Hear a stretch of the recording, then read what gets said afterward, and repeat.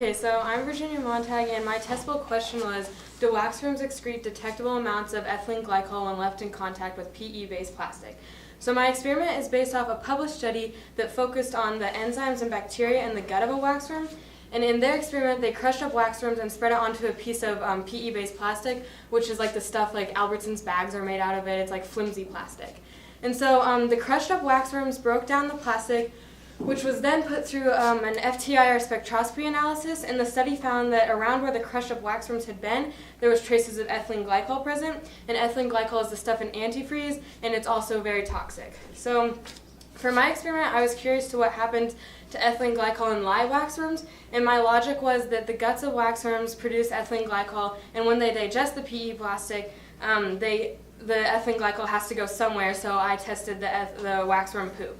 So I crushed up waxworms and placed them in an Albertsons bag, like the experiment had done, like the study I looked at had done, and this was my control group. And so then I made a capsule with live waxworms in the plastic bag and collected the poop from that. And so my hypothesis was that if waxworms are metabolizing PE plastics, then detectable amounts of ethylene glycol will be excrement or poop.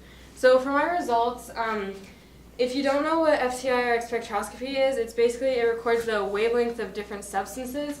And so this is they're all the same graph, they just highlighted different lines. So this is the waxworm guts, and this is the one that the study was based off of.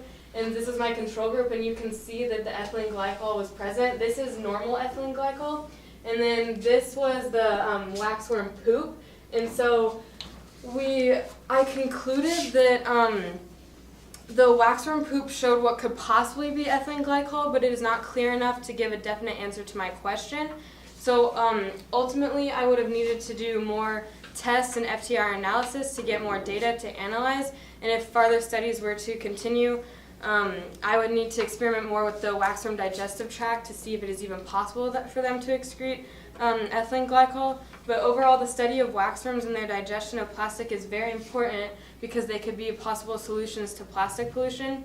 It is very important to figure out if they excrete the toxic ethylene glycol within PE-based plastic and how much of it they excrete, because ethylene glycol is toxic to humans and plants in large doses. Like if antifreeze spills, it would be not good. So yeah.